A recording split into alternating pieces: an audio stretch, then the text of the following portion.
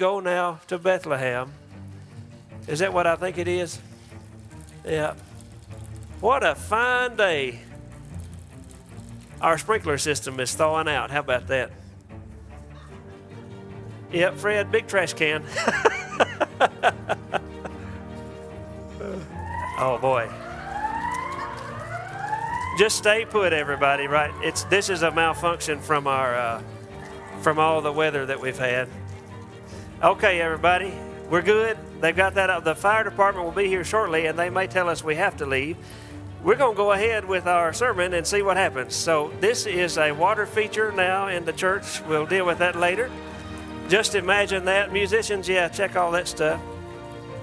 And if we have to stop, we'll have to stop. So, what did that angel say? Do we remember? Friends, we're just going to have to sing Silent Night and go home, I think. It's going to get worse.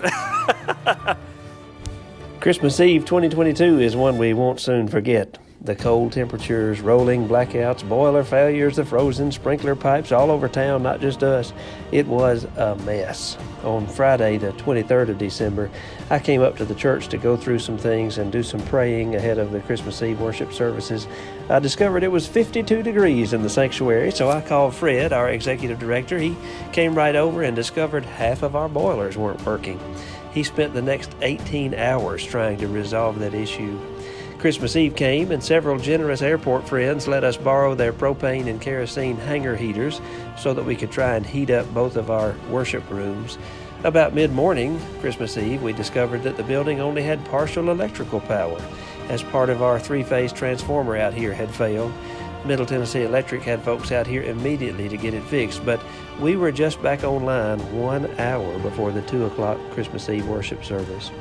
Ben and his modern worship crew scrambled to get all their equipment up and running in a freezing cold room, and we thought all was well for 4 cold but wonderful Christmas Eve worship services.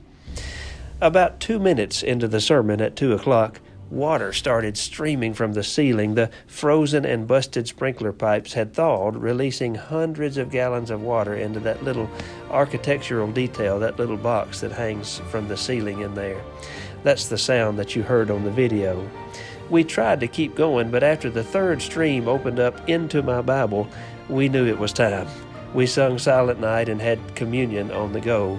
But then the most wonderful thing happened.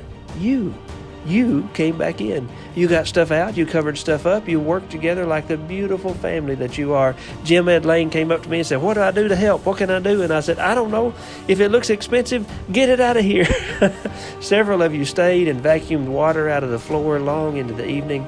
Larry and Andrew ruined their good shoes trying to do all they could to help. Our staff and lay leadership team rallied around the situation. Nobody ever said, "Just cancel the rest of the services." They said, "We have 40 minutes before the 4 o'clock service in the sanctuary begins. What do we need to do to make this happen?" The rest of the story, 2,700 people came through here for Christmas Eve communion. It was cold, but our hearts were warm, and the Holy Spirit helped us worship. I want to thank all of you for your work, your willingness to adapt and adjust on the fly, and for that wonderful Murfreesboro First spirit. What do we need to do to make this happen? That's just who you are.